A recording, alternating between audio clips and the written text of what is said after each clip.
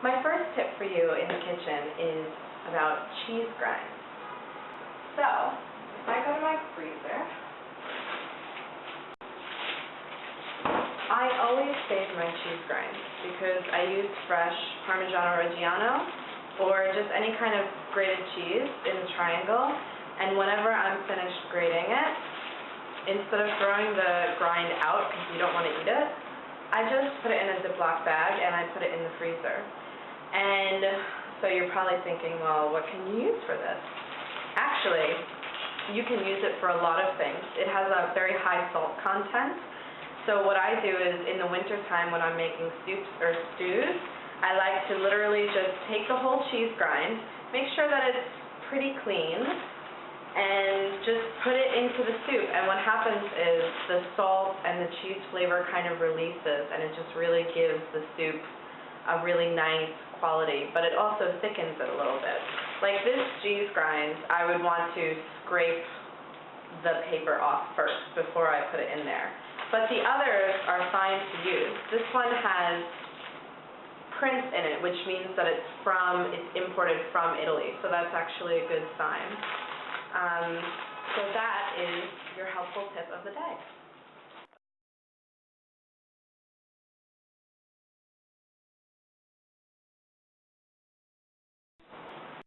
So my next tip is about poaching an egg. Sometimes poaching an egg can be kind of tricky. Sometimes the white separates and you're not really sure why.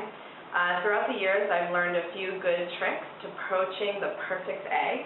So all you need is a spoon of any kind, wooden, spatula, anything. Any kind of vinegar where the flavor is not too strong. So maybe you wouldn't want to use balsamic or apple cider, but like rice vinegar is fine, sherry vinegar is fine. Your egg in a small bowl. So you crack your egg into the small bowl and you bring your water to a simmer. You don't want it at a boil, just a simmer. And you put about 1 teaspoon of vinegar into your water. And then you slowly put your bowl very close to the water and you drop the egg in. You want it really close to the water because if you're doing it from far away, the whites are probably going to break apart.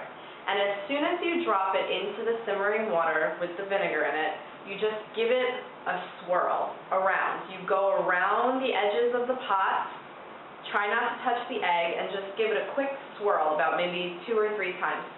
And what happens is immediately the whites will come together and it will form. So that way you won't have a lot of white that comes apart. And when you're finished, just make sure to use any kind of slotted spoon to remove the egg. That way it won't break apart. And that's your helpful tip of the day. Thanks.